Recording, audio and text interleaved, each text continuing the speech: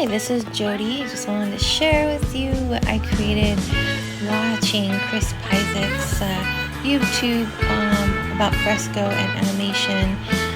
He breaks it down so easily, and I finally got this right. I've been trying to work on this little animation of my dog and his pet stuffed animal pig, crispy bacon.